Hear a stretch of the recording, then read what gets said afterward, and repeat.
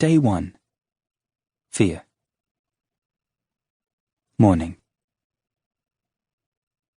There's a reason why we begin with fear. So often we allow fear to run our lives. Think about it. Nothing, absolutely nothing is wrong, but something sets you off, and you start being fearful of something that hasn't happened and likely won't. Seemingly, out of the clear blue sky, you start worrying about the bills. You start obsessing about your job. Maybe your boss doesn't really like you. Or maybe your co-worker is sabotaging you. Your mind runs with this for a while. Possibly your fear takes the form of worry about your children. Johnny's B- on a math test might be setting him up for a life of underachievement. Sophie's been dealing with some middle school girl problems, and you worry that her self-esteem will be permanently damaged. Then, of course, there's always your health. You wake up in the morning with a headache, and are sure it's a tumor.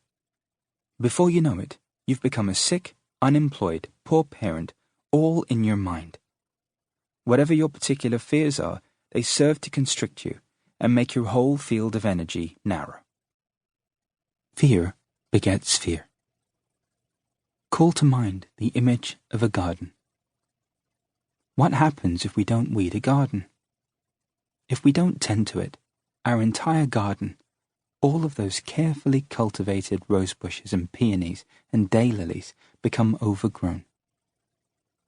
Roots become strangled, cut off from the source. Before you know it, all that beauty vanishes. Fear is an energy. It is an experience. But holding on to fear is unique to our human nature. Consider this. Every living being feels its fear and shakes it off. Cows, deer, fox, even bears. They all feel fear and move on. But we human beings don't. We accumulate fear. We hoard and store it in our bodies. We go out of our way to prove to ourselves that the world is not a safe place. Of course, there is an evolutionary place for fear. After all, it allows us to survive. But we let it run amok. And then it keeps us locked into place.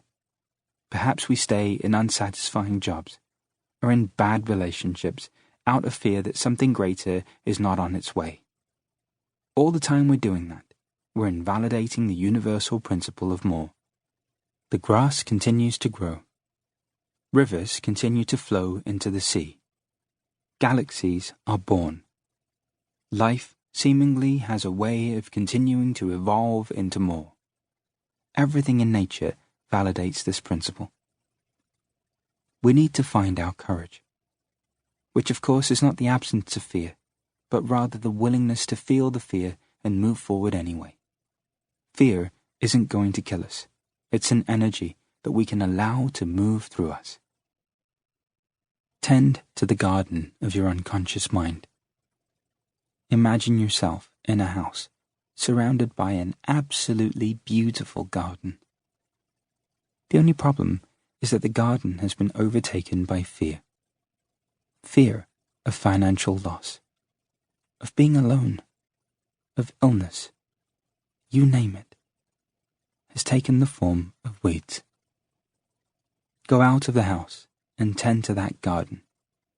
Visualize yourself on your knees, putting on your gardening gloves, pulling out your fear by its roots. What do we have here? Abandonment? Betrayal? Rejection? Death? It's all about the energy. This is a radical idea, I know, but your fears cannot hurt you. Pull out your first weed. The weeds are your vibrational density. Think of them as a mass of tangles, dirty, all knotted up. What happens next? Here, your story doesn't matter. The specifics of who, what, where, when, and why are beside the point. You're pulling out the energy of fear. Just the energy, that's all. When that mass of tangles is uprooted, suddenly there's space. It won't necessarily feel comfortable. But stop for a minute. What does it feel like? Maybe there's a little more room now. Perhaps there's the beginning of new opportunity. In time, we will know. In giving fear our attention, it loses its power over us. The weeds aren't wrong or bad. They're just taking up space.